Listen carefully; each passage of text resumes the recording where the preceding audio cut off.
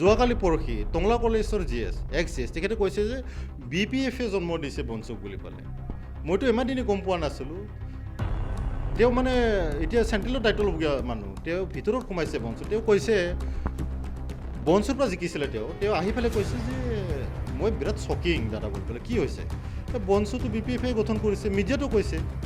দুদিন হ'ল তেখেতে মিডিয়াত কৈ আছে যে BoNSUখ মানে BPF গঠন কৰি দিছে। ৰাজনীতিৰ ছত্ৰছায়াত গঠন হয় এটা ছাত্ৰ সংগঠন, ৰাজনীতি স্বাৰ্থৰ কাৰণে।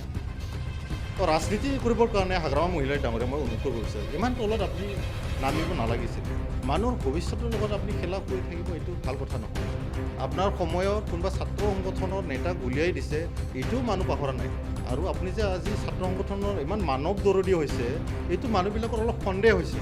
আপোনাৰ সময়ত যে 2008-12 বড়ো জনগোষ্ঠী মুছলিম জনগোষ্ঠীৰ মাজতে যি কমিউনেল ক্লেছ হ'ল, এইবিলাকতো মানুহবিলাক পাহৰা নাই ন। আজি তেওঁ আহি পেলাই এতিয়া শান্তিৰ কথা ক'লে কেনেকৈ হ'ব? শান্তি অহাৰ পিছত শান্তিৰ কথা, এইটো আচৰিত। হাগ্ৰামা মুখৰ পৰা অথচ মই যিমানখিনি জানো মোৰ অভিজ্ঞতা দি বিটিয়াৰ বাসিন্দা হিচাপে শান্তিৰ কথাটো তেখেতৰ মুখত শোভা নাপায় তাৰমানে। আজি আমি প্ৰতিটো প্ৰাইমাৰীত এটা কাৰ্যসূচী লৈছোঁ। আমি সমস্যাবিলাক শুনিছোঁ, মহিলাসকলৰ কি কি সমস্যা আছে আৰু 17 বছৰত তেওঁলোকে কি কি পালে, কি কি নাপালে, হাগ্ৰামা মহিলাই থাকোঁতে তেওঁলোকে কেনেকৈ অনুভৱ কৰিছিল আৰু এতিয়া প্ৰমোদ বড়ো ডাঙৰীয়া চৰকাৰখনত তেওঁলোকে কি অনুভৱ কৰিছে, গোটেইখিনি কথা আমি আজি পষ্টমৰ্টেম কৰিছোঁ, শুনিছোঁ। আৰু মই যিমানখিনি গম পাইছোঁ, যিমান প্ৰাইমাৰী আজি ঘূৰিছোঁ, তো মহিলাসকলে খুবেই মানে ছেটিছফাই। আমাৰ পৌৰসকলে, আমাৰ ছাত্ৰসকলে, আমাৰ ইণ্টেলেকচুৱেলবিলাকৰ লগত কথা পাতিছোঁ, তেওঁলোকে মানে প্ৰমোদ বড়োৰ যি চৰকাৰ, এই চৰকাৰখন প্ৰশংসা কৰিছে আৰু তেওঁলোকে ধন্যবাদ জ্ঞাপন কৰিছে এইটোৰ কাৰণে যে প্ৰমোদ বড়ো ডাঙৰীয়া বিটিআৰ একত কৰাৰ পিছত ইয়াতে যে শান্তি আহিছে। আগতে যে বহুত মানে কালচাৰবিলাক ঘৰৰ পৰা ওলাব পৰা নাছিল, জাতি জনগোষ্ঠীৰ মাজত ভেদাভেদ আছিল, বড়ো মানুহে আমুক চাব নোৱাৰে বোলে, আমুক মানুহে বড়ো মানুহক চাব নোৱাৰে, এইবিলাক যিবিলাক আছিল আমাৰ মাজত জটিল এটা সমস্যা, এইবিলাক প্ৰমোদ বড়ো ডাঙৰীয়া চিফ হোৱাৰ পিছত টোটেলি নাইকিয়া হৈছে। ইয়াতকৈ ডাঙৰ কথা কি হ'ব পাৰে? ডেট মিনছ আমাৰ ইয়াতে শান্তি আৰু প্ৰগতি উন্নতি হৈছে।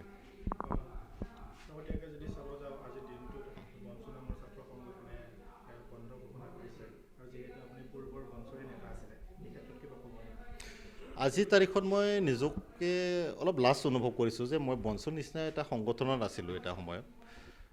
এতিয়া চাব, আমাৰ বিশেষকৈ BTC বা বিটিআৰত বহুত মানুহ এনেকৈ আছে যিবিলাক মানুহ দিন হাজিৰা নকৰিলে খাব নাপায়, তেওঁলোকে কাম কৰিব যাবলগীয়া হয়। এতিয়া আমি ডিমাকুছিত আছোঁ, ইয়াৰ মেক্সিমাম মানুহে বাগানত কাম কৰে। গতিকে যদি বন্ধ দিয়ে, তেওঁলোকৰ তাত এটা বিৰূপ এটা প্ৰভাৱ পৰে। তেওঁলোকৰ যিটো ডেইলি লাইফষ্টাইল, যে তেওঁলোকে যিটো মানে কামত নগ'লে মানে জীৱন যাত্ৰাটো বহুত কঠিন হয়। তেওঁলোকৰ ফেমিলিয়ে হওক, তেওঁলোকৰ সংসাৰে হওক, গোটেইখিনি কথা এটা সমস্যাৰ মাজত আহি যায়। আৰু এটা কথা, আজিৰ তাৰিখত এক্সাম আছে, এটা ছাত্ৰ সংগঠন হৈ পেলাই এইখিনি অকণমানো জ্ঞান নথকাটো এটা ছাত্ৰ সংগঠনৰ কাৰণে লজ্জাজনক কথা। আৰু এইবিলাক সংগঠনক আমি ছাত্ৰ সংগঠন বুলি পেলাই কোৱাটোৱেই আমাৰ কাৰণে দুৰ্ভাগ্যজনক। আৰু ৰাইজে ইয়াৰ কাৰণে প্ৰত্যুত্তৰ দিব। আজিৰ তাৰিখত এডমিনিষ্ট্ৰেশ্যনৰ লগত কিবা এটা কাজিয়া হৈছে, তেওঁলোকে থ্ৰু ল' যাব পাৰে, হাইকোৰ্ট আছে, সুপ্ৰিম কোৰ্ট আছে, তেওঁলোকে PIL দাখিল কৰিব পাৰে, অবজেকশ্যন ক্লেইম কৰিব পাৰে, বহুতখিনি ৰাস্তা আছে। কিন্তু বন্ধ দি পেলাই ৰাইজক কিবা এটা মানে এইটো এটা অভিশাপৰ দৰে আচলতে, ৰাইজৰ এটা অভিশাপ তেওঁলোকে ল'ব বিচাৰিছে নেকি, মোৰ এটা প্ৰশ্ন হৈছে। আৰু চাব, আজিৰ তাৰিখত প্ৰমোদ বড়ো ডাঙৰীয়া যেতিয়া চৰকাৰ চলাই আছে, মানুহবিলাক বেপাৰ বাণিজ্য লাহে লাহেকৈ উঠি আহিছে, মানুহবিলাক বেপাৰ বাণিজ্যৰ ফালে মন বহিছে, পঢ়া শুনা কৰি আছে, কোৱালিটি এডুকেশ্যনৰ কথা। এই সময়ত যদি বন্ধ দি পেলাই মানুহক ওলাব নোৱাৰা কৰি দিয়ে, তেতিয়াহ'লে লছটো আমাৰ ৰাইজৰে হ'ব না। যদি তেওঁলোকে ৰাইজৰ কাৰণে ভাল কথা ভাবিল হয়, এইখিনিতো নকৰিলে হয় ন। আৰু এটা ছাত্ৰ সংগঠনে যদি এনেকৈ সদায় কাম কৰি থাকে, কেতিয়াবা কিন্তু ৰাইজে তেওঁলোকে খেদিব, পহু খেদা দিব। আমি মাজে মাজে দেখোঁ পলিটিচিয়ানবিলাকক খেদে, কিন্তু তেওঁলোকক খেদিব কেতিয়াবা, যাতে এইটো মানে ভৱিষ্যতে তেওঁলোকৰ নহয়। মই শুভকামনা দিছোঁ তেওঁলোকক। যদি তেওঁলোকে সংগঠন কৰিছে, ভালদৰে কৰক। আৰু যদি তেওঁলোকে সংগঠনৰ নামত বা ইলেকশ্যন অহাৰ কাৰণে ৰাজনীতি কৰিব বিচাৰিছে, তো তেওঁলোকে অলপমান দূৰত থকাটোৱে ভাল। আজিৰ তাৰিখত হাগ্ৰামা এণ্ড কোম্পানীৰ কোনটো লেফ্ট ৰাইট, কোনটো কি এজেণ্ট চবেই গম পাইছে। গতিকে ৰাইজক সদায় টেঙা আম বিক্ৰী কৰি পেলাই নিজৰ ৰাজনীতি লাভালাভটো কৰিব বিচাৰিলে ইয়াৰ প্ৰত্যুত্তৰ কিন্তু ৰাইজে দিব। মানুহবিলাকতো এইটোৱে কৈ আছে, আপোনালোকে ভালকৈ জানিব, আপোনালোকে সাংবাদিক, মানুহবিলাকতো এইটোৱে কৈ আছে।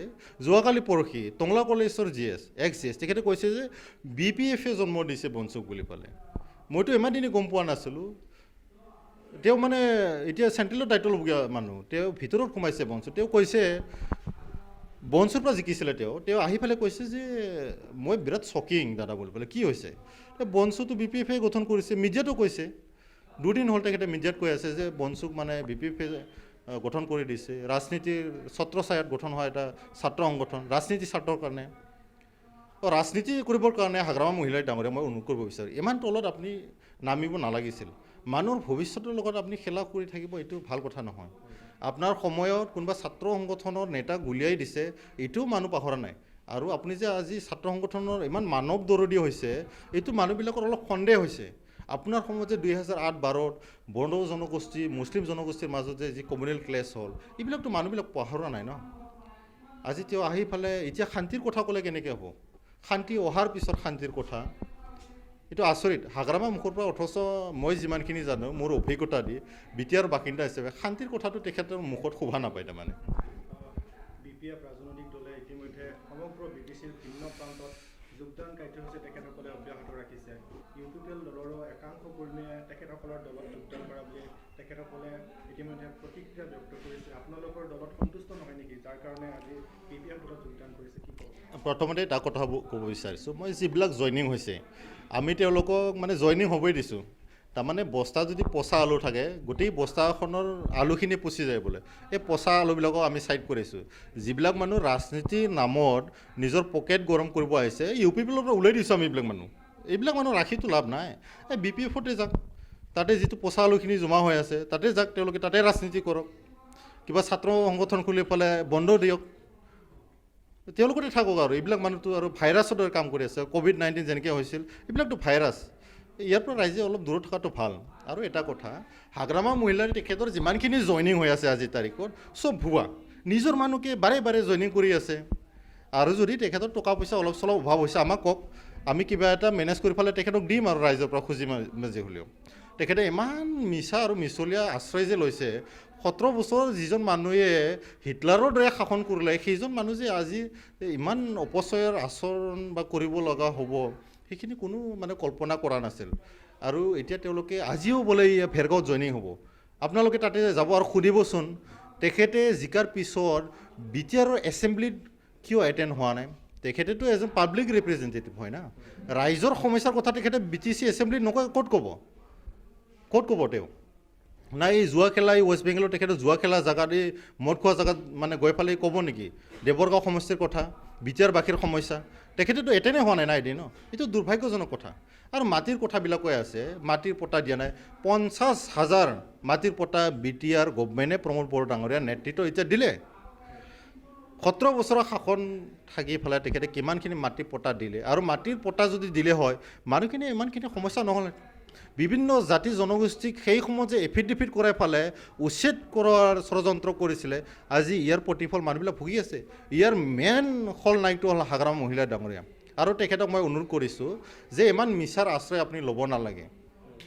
মানুহখিনিক এই আৰণাই গামচা দি পেলাই হঠাতে নিজৰ মানুহখিনি জইনিং কৰি পেলাই এনে ভুৱা প্ৰচাৰ আপুনি কৰিব নালাগে।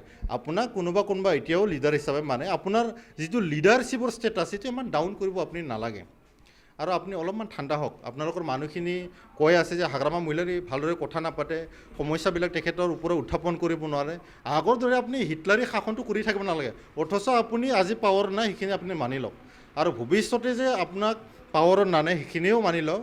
আৰু BPF-ৰ অৱস্থা মই লাষ্টত ক'ব বিচাৰিছোঁ, এই যে পানীত হাঁহ নচৰা অৱস্থা যে হয়, আৰু আপোনালোকে জানিব এই মাছবিলাক যেতিয়া পানীৰ পৰা উঠাই পেলাই আমি বৰিত আনো ওপৰত, অক্সিজেনৰ অভাৱত যেনেকৈ মানে ধৰফৰাই পেলাই মৰে, এই BPF-ৰ অৱস্থা এনেকৈ হৈছে। আজি কোন আছে BPF-ত? আগৰ জেনেৰেল ছেক্ৰেটাৰী প্ৰবীণ বড়ো আছে, প্ৰাক্তন সভাপতি তেখেতে নাই। BPF-ক একদম চিধাকৈ লাট মাৰি তেখেতে মানে গৈছে। চন্দন ব্ৰহ্ম ডাঙৰীয়া তেখেতৰ লগত নাই।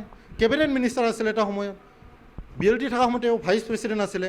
তেখেতক কয় চিনি নাপায়, প্ৰবীণ বড়োক চিনি নাপায়, নিজৰ লিডাৰক চিনি নাপায়, সেই মানুহ ৰাইজক চিনি পাব নেকি? আপোনালোকে ভাবকচোন।